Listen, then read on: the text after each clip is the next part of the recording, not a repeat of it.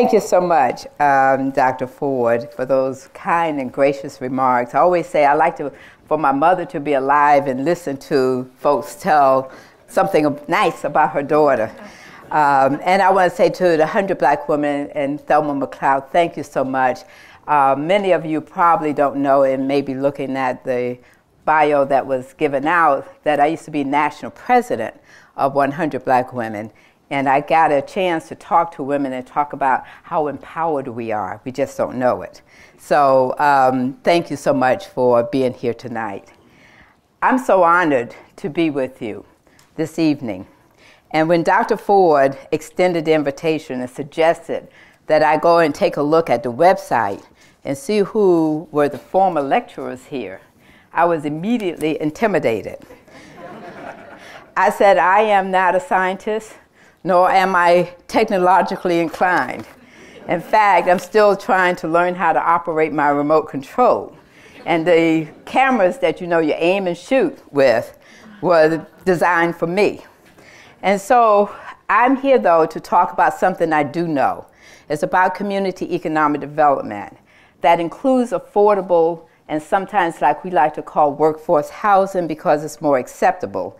In the context of smart growth strategies, in the context of what sometimes we hear as new urbanism, in the context of making communities sound and sustainable. So I wasn't quite sure how I was going to fit in, but Dr. Ford said something to me that really stuck. He said that although the Institute's focus is on science and technology, that cities are systems too, and that people are interested in the quality of life issues that we all have to face. And so I felt that I would be right at home talking about what I do know. So even though what I'm talking about really relates to the city in which I live, which is Atlanta, Georgia, it applies on a national basis. It applies because of the fact that we've got to have communities where all people are invited and are welcome to live. It's not only about the city, it's about the metropolitan area, it's about our rural areas as well.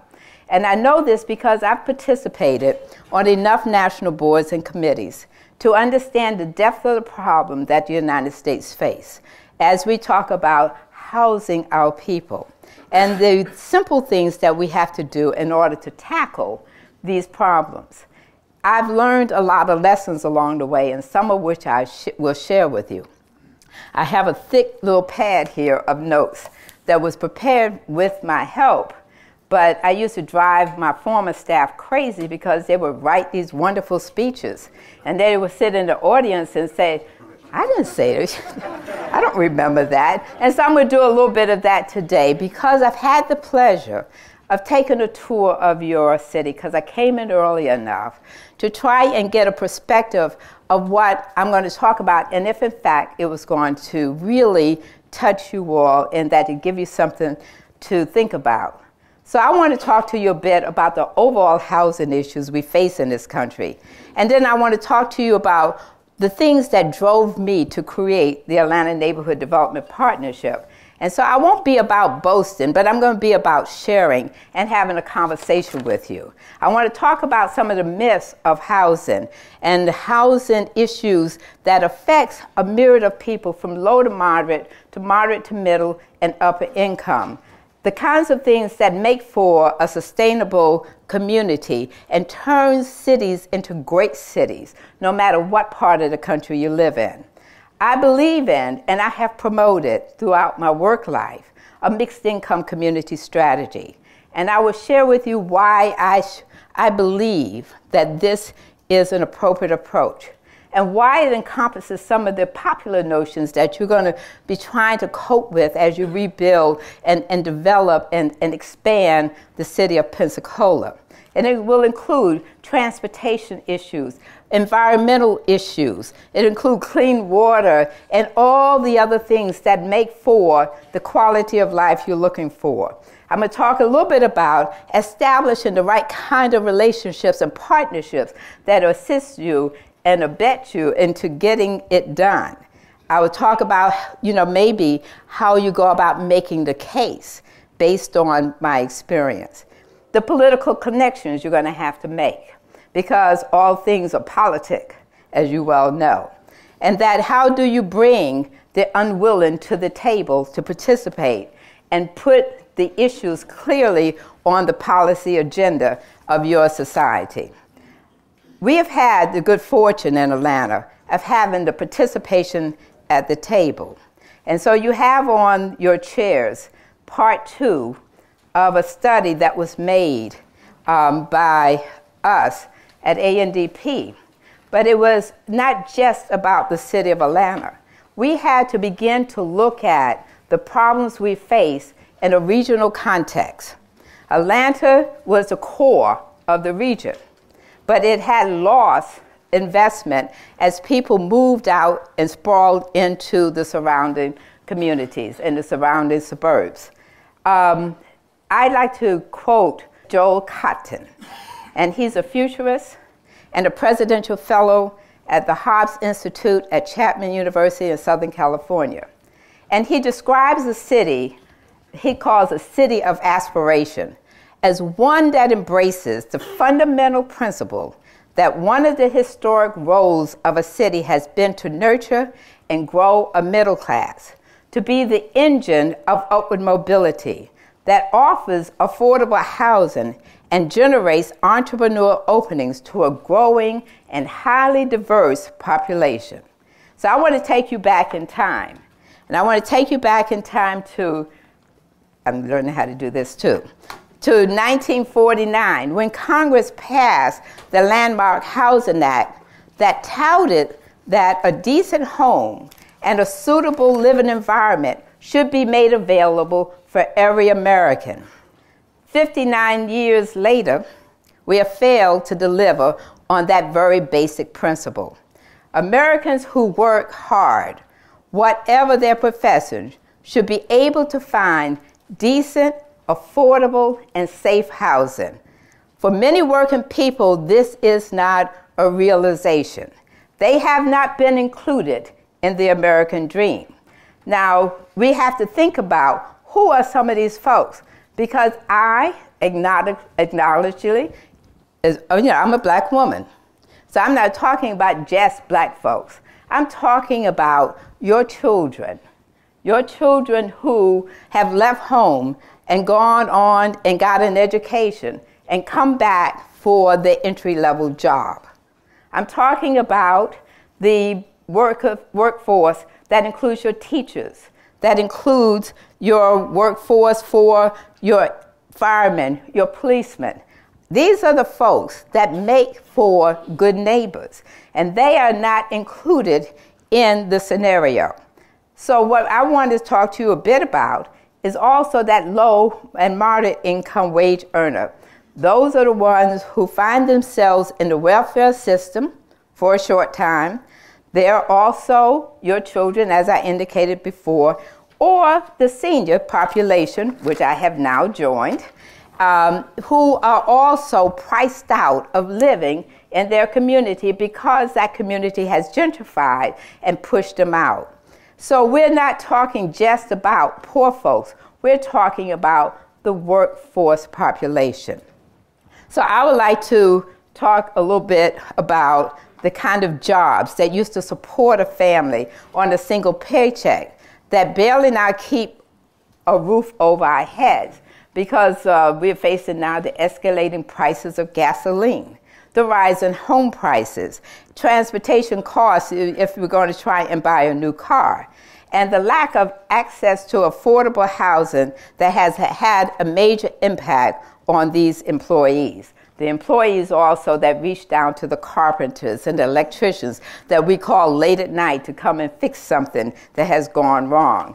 You have probably will understand what I'm talking more about when you have sat in a restaurant for a long time waiting for the waitress to show up and wait on you at the table. Or you go to your department store and you're waiting for a long time in order to get waited on behind that counter. And it's because of the fact that these people cannot live close by their jobs, and we haven't been smart enough to provide the kind of transportation access to those jobs as well. So this is a population that we must find a way to house. And I ask you to think about what I just said about the goods and services that we want to face as we want to include as we move along. Children, this is a report by the Center for Housing Policy. This is a startling number that children reside, our young children reside, 60% of them among the working poor that lack decent, affordable housing. So what does that say about us as a society? That says that we have allowed too many of our young people to grow up without the context of living close in a mixed income community to someone who may have a job that they see as role models, because we have isolated the poor. The national housing wage means that 9 times out of 10, you are paying up to 50% of your income to live in a house or an apartment.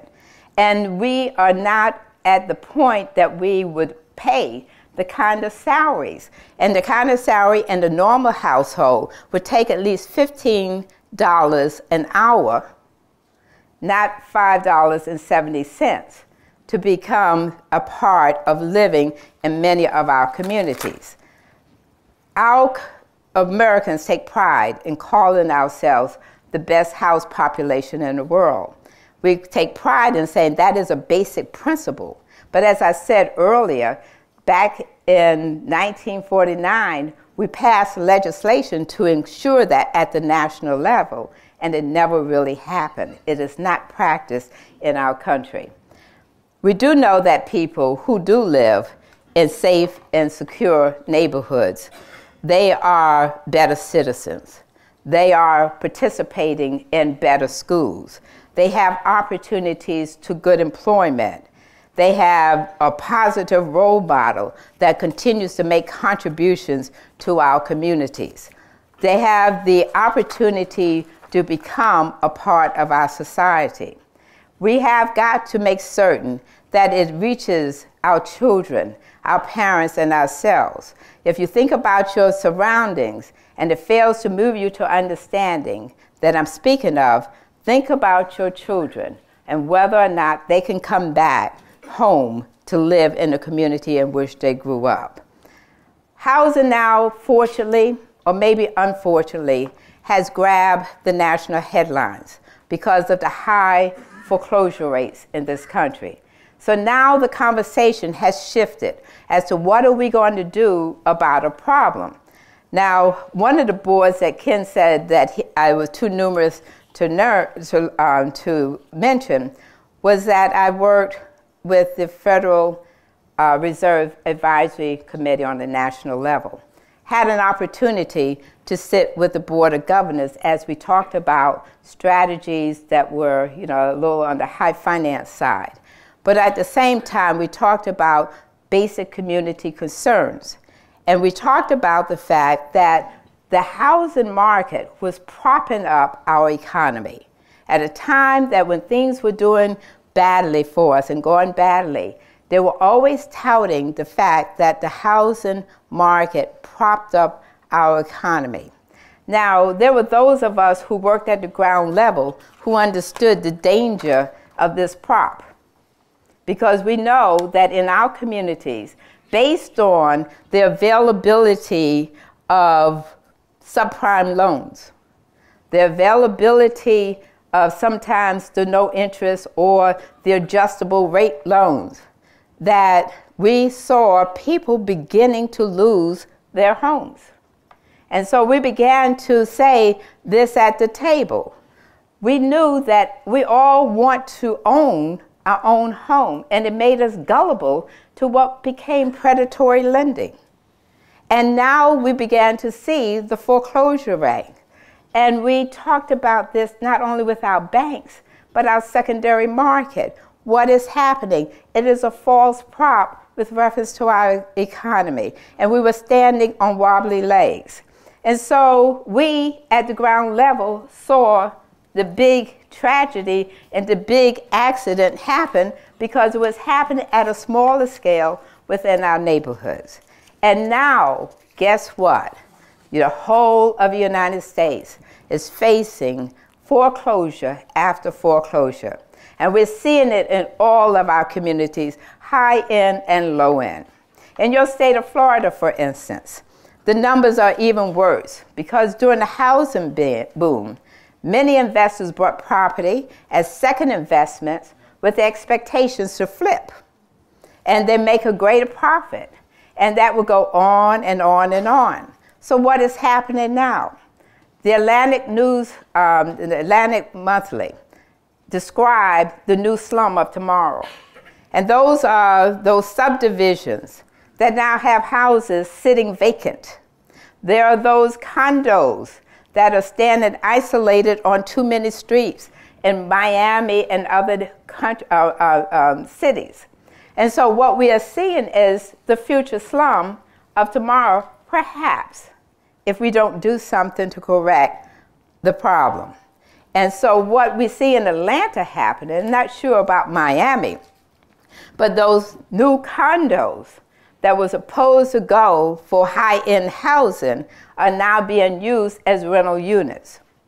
We see the houses in the suburbs standing empty and people volunteering to sometimes come and cut the grass so it doesn't give the appearance that this house is empty and the weeds are overgrowing and adding blight to our neighborhood. We're beginning to see high crime rates in the suburbs that once upon a time was isolated to our neighborhoods. And so all of this is now beginning to happen, and there's a new awareness of what is going on. We are in the midst of a real crisis, and it's just not affecting the poor, it's affecting the middle-income population. It's a loss of jobs that's happening in our society. So I hope that what you're beginning to grasp is the magnitude of the problem, the ongoing need for affordable housing, and how it affects all of us. So I would ask a question that I asked a bunch of Emory students once, about a couple of years ago. And these were young social science individuals. They were taking that course. And I asked them, I said, so do you understand about affordable housing? Oh, yeah, it's for folks who got Section 8 certificates. No. So let me ask you this question this way. Raise your hand if you were raised in a city. About 3 hands went up. Raise your hand if you were raised in a suburb. And almost all the hands went up. Raise your hand if you can go back to that community in which you grew up. Now let's think about it. So it was like a light bulb going. No, well, in my community is 1 acre minimum lots. I know I can't afford that, and I don't really want to move back in with my mother. And if you're like me, I don't want you to move back with me anyway. So you have to begin to think about this. And so it's to grasp the understanding and begin to plant the seeds early. So I said to him, I said, so let's pick a neighborhood in Atlanta. What about Summerhill? Now, Summerhill was where the Olympic Games was held. What about Summerhill? What do you think it costs to live there? Oh, I think we could buy a house for about $65,000. And I said, let's try a higher figure. And so by the time I told them how much it was going to be, I said, so let's add up. Now, you're going to be a school teacher, right? But some of you are going to be a school teacher. Yes, well, how much do school teachers make? Well, one young man, he raised his hand. He said, well, my father says that I could be, if I'm lucky, if I come out and make $45,000. I said, so, okay, in Summerhill, the average house is going now for $250,000. Do you think you can afford it? If you use the rule of thumb that the banks will use, 3 times your salary to get into the house, the light bulb goes on. So now you can't live in your parents' neighborhood, and you can't live in a neighborhood that you consider slightly undesirable, but is coming back. Where are you going to live? And these are things that you begin to plant the seeds. So I hope that you begin to grasp when I talk about a form of housing. So I ask you in this audience, raise your hand if you could afford the house you're now living in today, that you bought 10 years ago, that you can continue to afford if you wanted to buy it brand new. Yeah, not today. If you wanted to buy it today, could you afford it? You see, 1, 2, a few hands, but I didn't see a whole lot of hands over here. But that talks about today's marketplace, and if you weren't fortunate enough to buy your home way back when. And just think about it, that if your child is looking for a place because of the fact that your town had exclusionary policies where it's 1 acre minimum or 2,800 square foot, that means that no apartments can come in, no townhome units can be built. So you have excluded your child from coming home and living in a community that they know well. And they've got to go someplace else. So the current focus on a housing crisis happened because of the marketplace.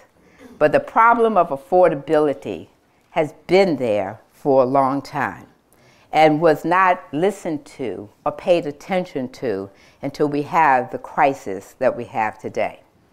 So in Pensacola, 63% of working individuals make less than $50,000. And I understand the median income, and correct me if I'm wrong, and this is because the internet said so, $43,000 is the median income for the average working population. And so they can afford a $130,000 house. Now, I don't think anything that Dr. Ford or Tony showed me today fell in that category, that you don't have $130,000 or anything under $150,000 in downtown at all. And so if you're a renter, the news is probably even worse because you have many households who can't pay even the percentage. As I said, it go back to the rule of thumb that 38% of the total population that rents, half of those pay more than 50% of their income to keep roofs over their heads. And that leaves less for the other amenities like food that we believe are essential. And essential means also clothing and maybe a car if you have to drive into Pensacola in order to work. And so transportation again begins to have a higher role. I talk about the Hope 6 program that pushed a lot of people outside of the city, that displaced a lot of people in already neglected neighborhoods, pushing them into further decline when they have Section 8 vouchers that move into neighborhoods because their address said to the potential apartment renter who was renting, they look at the address and say, I know where you come from, so I don't want you in my community, and continues to isolate the poor and continues to make the housing demand even more negative. Housing authorities, I think, made a severe mistake when Hope 6 came along, and I understand that you're too small to qualify for Hope 6 projects here. But we used to have, as law, 1-to-1 replacement ratios for units that was torn down by the housing authority. They had to do something someplace else in order to replace that. The deficit, the negative housing deficit for affordability has increased because of a very popular program, one that I supported because it was mixed income. But the necessity of 1-to-1 housing replacement never went away.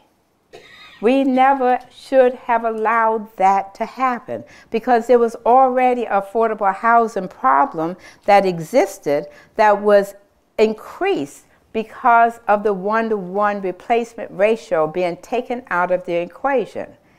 You also had something else to deal with that many of us are fortunate enough not to have to deal with it, and that was the hurricanes. You had hurricanes in recent years that have dramatically changed your housing market. But what I understood in my tours today was that your housing prices have gone up as well as the value of your land. And we all know that those of us in the development community, that is the basis by which affordability begins to happen. So what happens when, all of these other natural causes have caused this to happen for you, and you already don't have in place the policies that make it happen. So the loss of housing from the storms have placed unusual demands on the housing markets here. And you have a problem that you're battling and trying to tackle. What is happening here, however, is mirrored in other parts of the country, and in Atlanta in particular, where I live. So let me talk a little bit about what's happening in our region. I was saying to some of the business people I met with over lunch, and those that I went on tours with, that Atlanta Neighborhood Development Partnership came about because I left home, and young girl, throw the back of my prized possessions in the back of the car, and I headed out to the West Coast. And heading out to the West Coast, I think, was the best thing that happened to me. And as I said, I'm a preacher's kid. And being a preacher's kid, I wanted to get away from Daddy, too. And I drove out west. But I think that was the best move, because what I learned when I wasn't really paying attention during the Civil Rights Movement was the issues that my father was addressing, and was based on inclusiveness. And I moved out to Stanford, California, in that area, and had the privilege of working in Silicon Valley.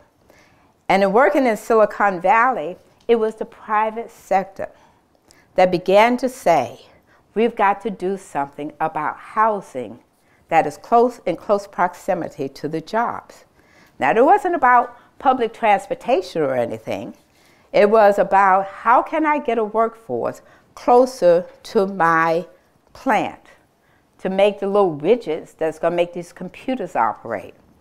How am I going to bring people in close to Lockheed so that we can have more planes flying in the air? So how am I going to get a workforce closer? And they became the advocates for affordable housing. They also, surprisingly, became the advocates for fair housing.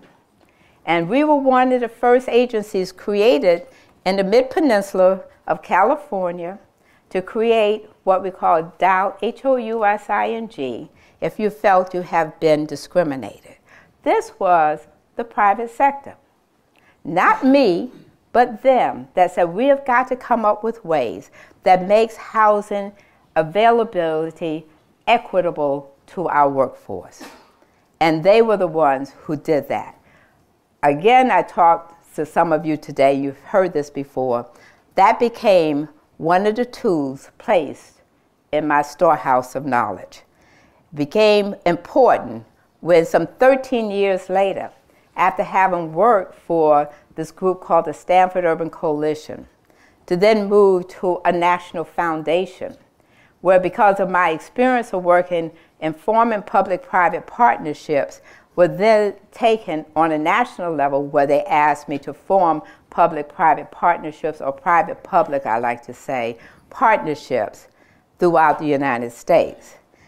So in Atlanta, when I came back to it, I was surprised that the city I grew up in was no longer the city I recognized. It was not a walkable, safe community where I used to leave home and go to school. Because when we walked, my father did not think about getting up and taking me in his car to school. And if it was raining, I got an umbrella and a pair of galoshes. And I walked to school each and every day. And so I never was fat. I kept my shape because I walked, and we lose our shapes because we don't walk, we drive everywhere. And so I walked 3 miles to school and 3 miles from school each and every day. But it was a day for socializing until somebody would report to my father that some young man had their arm around my waist walking down the street. But those were communities that made it possible for us to grow up being nurtured and cared for. It was a community that talked to my father about the misbehavior of the preacher's daughter having some man's arm dangling around her waistline instead of just holding hands. It was a caring community because they did not mind correcting us along the way. Miss Hattie, you are a little bit too loud today. Why are you making all that noise? That is not very ladylike. And I would accept that, but that is not today's world. So let me talk about in Atlanta, in our region, there are 1/3 of our population in the Atlanta region that makes less than $40,000. 60% of the region jobs pay less than $40,000. 83% of the households under the age of 25 make less than $40,000. These include college graduates in their first jobs with the combined cost of housing and transportation, which absorbs about 2/3 of the income. So this gets you me back to talking about my organization again. ANDP was formed, I like to say, as a private-public partnership. A private-public partnership, because the predominant number of my board members were from the private sector. And from its inception, it began to position the debate around affordable housing in a mixed income environment, but not only talk about it, but demonstrate how it got done. Because one of my board members' chairs said to me, "Now, Hattie, you can talk about community building all you want. You can talk about, raising the will in the neighborhood, but if you don't put a house in place, you're going to lose us." So we added a housing development component. So we actually did development. We also did lending. We also did grant making to the neighborhoods. We became an intermediary in our community because we wanted to demonstrate the wholeness of getting the job done. And I was seen as the advocate and the spokesperson who understood the depth of the problem, but my board also had to know that too. I also knew that banks were not lending in certain communities, and it's called redlining. They just would not reinvest back in the neighborhoods. And our board had to get comfortable, and especially those people who worked in our banks had to get comfortable with what some of the real issues were about reinvestment and the fact that we had to do something and correct it. And so this whole conversation of reinvestment resulted in us investing and developing over 8,000 units of housing in a mixed income way in the city and in the region of Atlanta. And so our primary mission was to rebuild neighborhoods where people can live full, safe, and secure lives that promoted a sense of well-being and a quality of life. And that the growing populations of people become aware that the growing population of people who were priced out of home ownership in close proximity to their jobs. And we had to have the vision that began to correct some of this and provide the quality and innovative projects and products and services to create economically viable mixed income communities.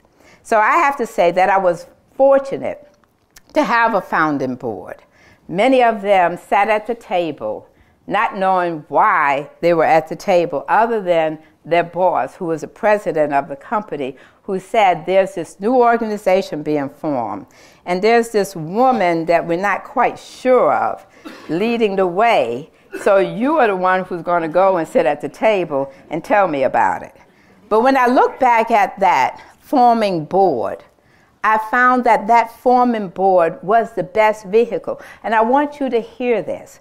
That forming board was the best vehicle because they all sat at the table with the same level of knowledge. 0. They had never worked in the community before. They bypassed those communities because they had not had to go in it. And what pushed them to sit at the table was this thing called the Olympics. The Olympics was announced. It was announced that the Olympics, we had convinced them to come to Atlanta. And oh my God, we sold ourselves as a community too busy to hate. We sold ourselves as black folks and white folks got along well together. And we have cited all of the potential stadiums in those neighborhoods. Oh my God, what are we going to do? Because now they're going to really say we lied. and so coming to this realization was how I ended up being able to do something that I was in the process of planning, to have a catalytic force that propelled me into now ratcheting it up and having these folks sitting at the table, all of them with 0 knowledge, not having been out in the community, now saying, what do we do? And for the first time, I had an audience that was going to say, what can I do to help? But let me assure you, it was not altruism. It was called in my own self-interest, to protect my downtown, to put on the right face that makes people believe that we sold the bill of goods and it was true.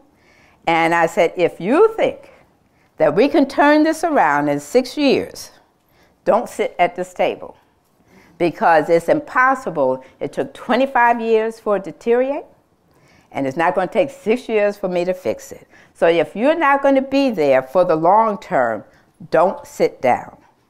And so we had that long-term commitment.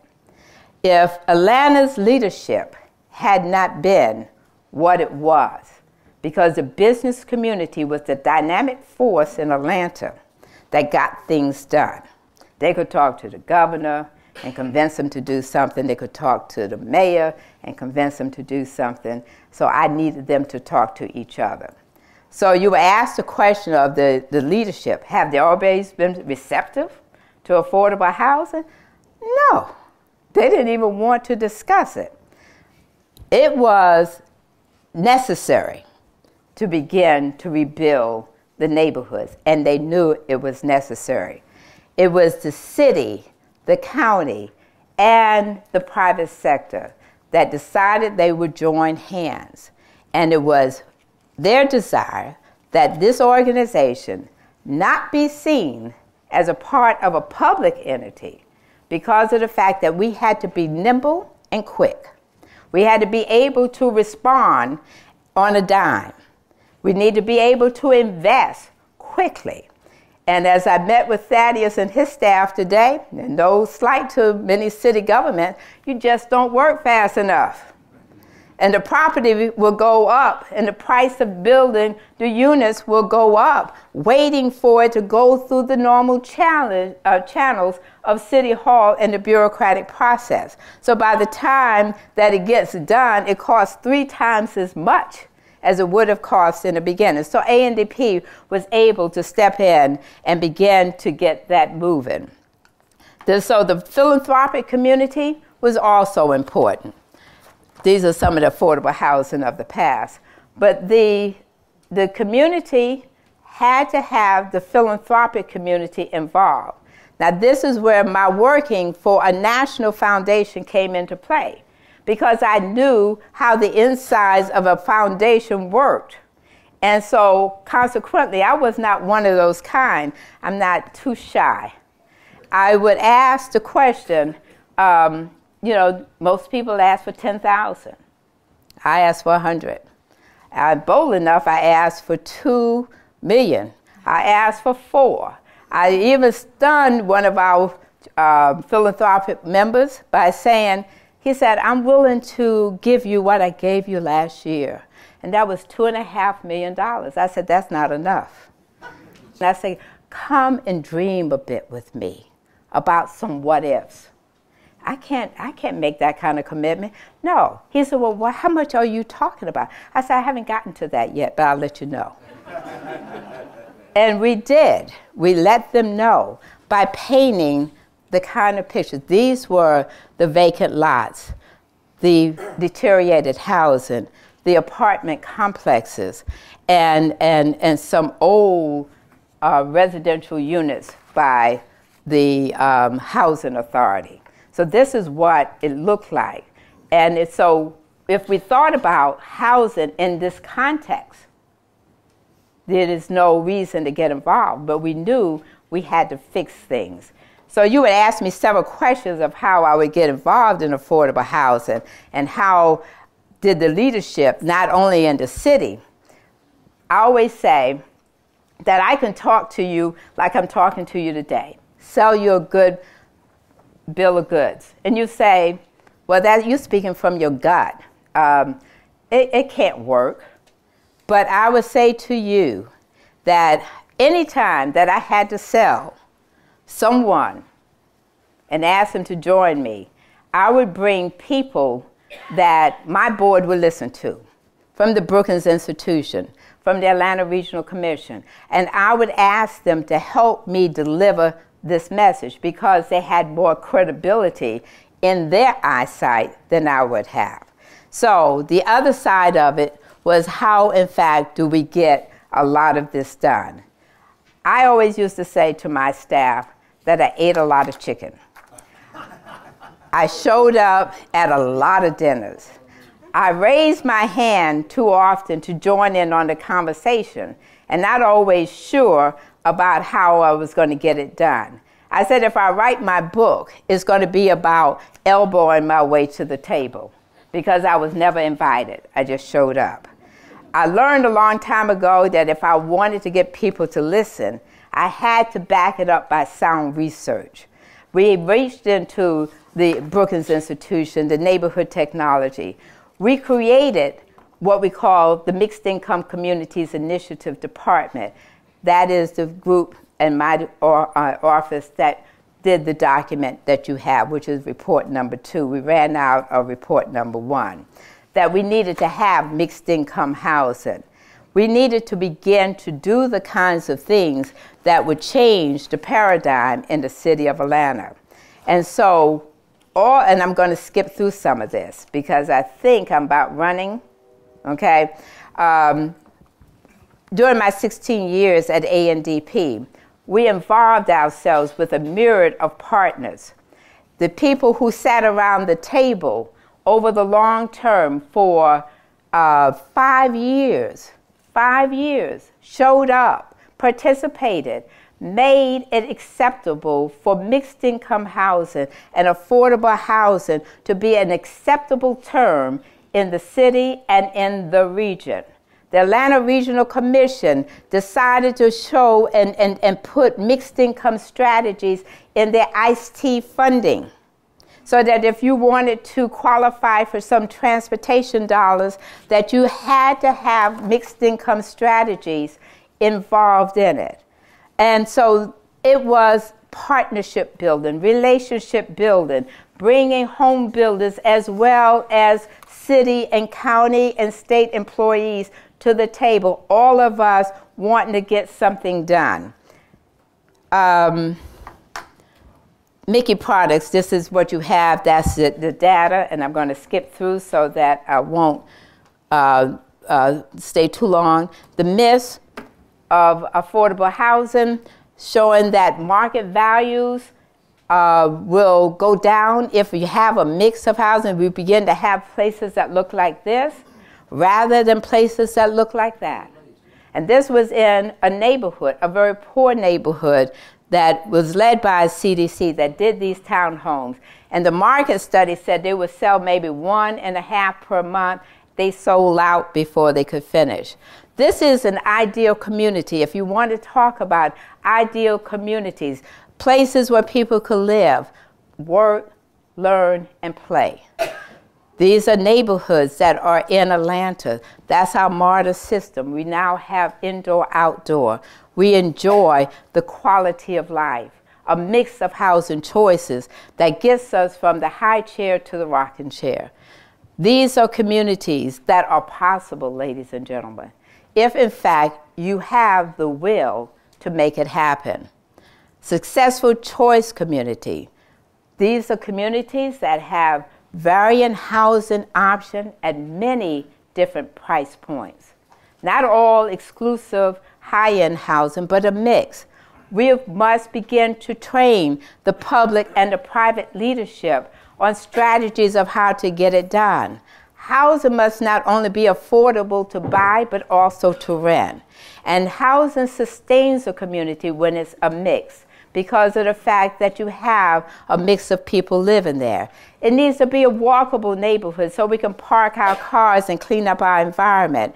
We have to have solid public policies. I always say, if I had a crystal ball and I looked in it today, what would I do differently? I would have included public policy changes at the same time. I would have put in place inclusionary zoning. I'm jealous because you have the Sadowski Act here in Florida. We could not convince the Georgia legislative to have a housing trust fund. There is absolutely no way, but the city of Atlanta is making progress. We want to be like the city of Decatur, which is right outside the city of Atlanta, that has all of these mixed use, inclusionary zoning policy, high density, people that can walk to the transportation.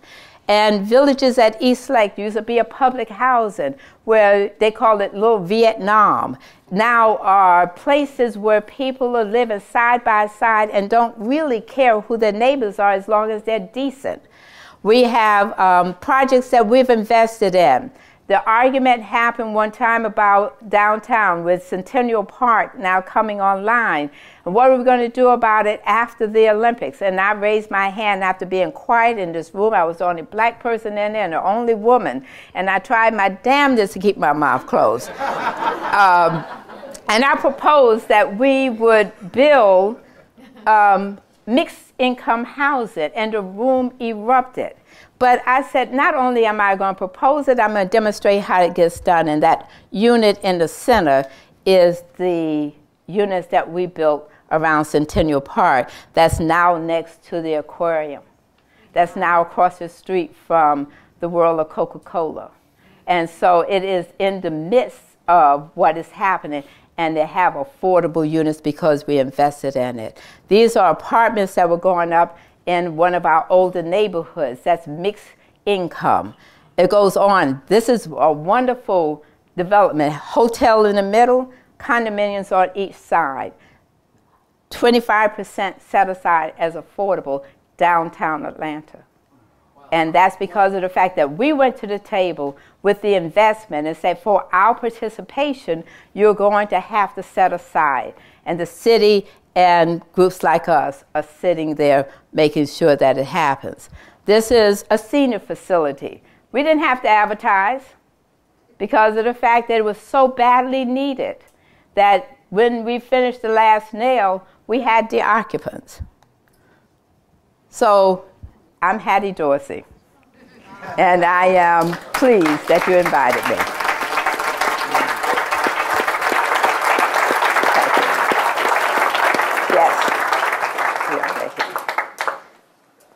Thank you for a wonderful presentation. Thank you for coming to Pensacola. In the dialogue in the wonderful stage play, Major Barbara and her father are talking, and the father tells Major Barbara, he says that poverty is the world's worst sin because it causes every other sin to flourish. Maybe something to that. Today, the Rotary Club of Pensacola was honored to have the principal of Hallmark School speak to us. She said that 93% of her students are on the assisted lunch or the free lunch program. Mm-hmm. She said that for many of her students, they have no food between Friday night and Monday morning. She says when it comes time to pay the rent, they change houses because it is so bad. Mm-hmm. Now, this is in Pensacola, one of Florida's first-place cities. Now, my question is to you, as a preacher's daughter, as an incredibly successful revolutionary. Do we continue to do what you've done here and at the same time ignore the poverty being caused by fatherless America? Or should we attack the fatherless America problem which causes poverty at the same time we're doing what you advocate? Yeah. Well, you know, I talked about the community that I grew up in, that the neighborhood, the people cared. And it was an all-black community. It was, you know, we were segregated. But it was a community that had maids, school teachers, lawyers, all in the same proximity because of the fact that we had not very many options. But it was a community. It wasn't a suburb where you drive into your side garage and you don't have to deal with your community. We cared. Public housing and places like that were not seen as bad things. It was a temporary stopping point. It became, as we left our central city, and we left behind those who could not have other choices, that these problems began to escalate. And so why do we foster, and why do I foster mixed income? Is because I know it works. Now, are we doing it all right? No. But I think that is the answer to repairing. And there's been studies showing that if, in Chicago, for instance, taking poor people and moving them into middle-income neighborhoods, and those people changed and they flourished. And so it's about that. It's changing the paradigm.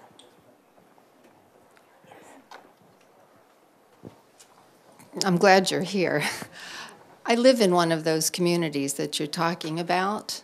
I live in Warrington, and it is a mixed community, an extremely mixed community, and it's a stone's throw from here, and we have a lot of houses in our neighborhood which are for sale right now, and they're affordable, and no one is buying them. And we have a rush of people who are in the rental business, and they are coming in. We have old people who are dying off and turning their houses over to, I don't know who. They're not our community. And they place people in our houses who are bringing our entire neighborhood down. It's as if we were going gangbusters before Ivan. We are a waterfront community. We have a beautiful waterfront attraction, and we have a lot of people who have moved in and spent, I'm not talking about money, sweat equity. I've literally torn my house down and rebuilt it, you know, and I love the street I live on and a lot of the people. But we have people who come into the community, move into these rental houses, and no one ever looks back once they rent these properties. It isn't good for anybody. It's not good for the people who are living in them. You have to have some kind of standards.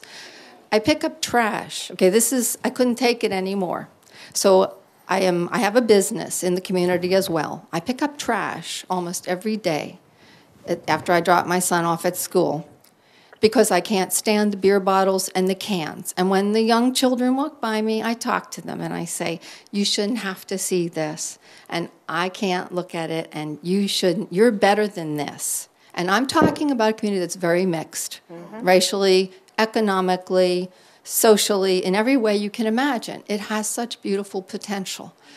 I do not know what we can do. My neighbors, we get together. I talk to my commissioner. I talk to the Warrington Revitalization Committee. I was the Bayou Chico Association secretary for 6 years. I fought to clean up the waterway with my neighbors, not me personally alone, people in the community, businesses.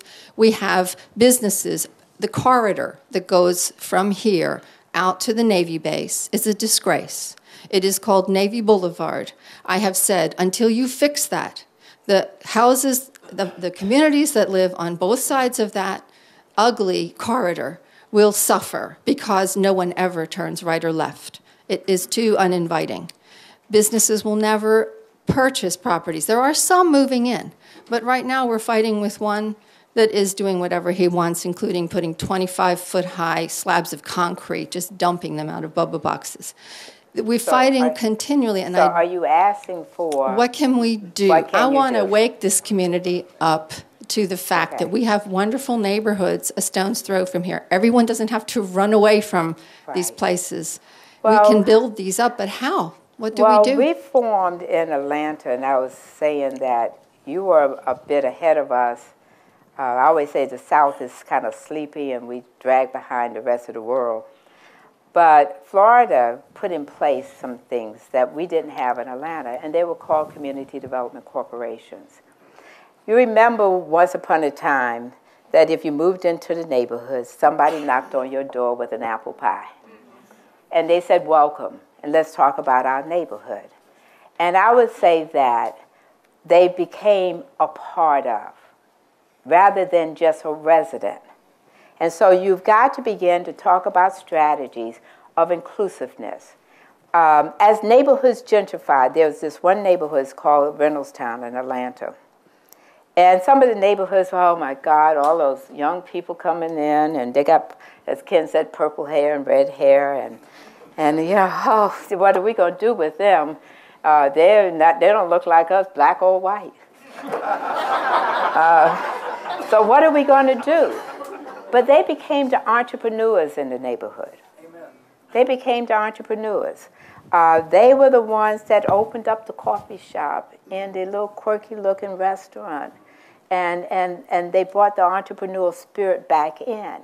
But also, Reynoldstown began to have what they call neighborhood meetings. They have a wheelbarrow theater goes on once a year that has arts and crafts by the little old ladies and some stuff by younger people, and the young people have gospel singing and rap songs. And, I mean, it becomes a neighborhood. And so that, to me, becomes the organizing spirit of a group that says, I am going to welcome you into my community. I want you to be a part of it. So consequently, that was one of the best neighborhood groups that's still in existence, that has high property values, but looked out for its senior population and looked out for its other, because they developed land and they developed units, and they were able to keep them affordable because it was through the not-for-profit organization. And they made certain that they knew who their neighbors were. And so the young man who might be littering, young man, you didn't pick up that stuff, you just dropped that bottle. Would you pick it up? Because somebody saw him. And so that's what we got to get back to, those days of old. Let's thank our speaker.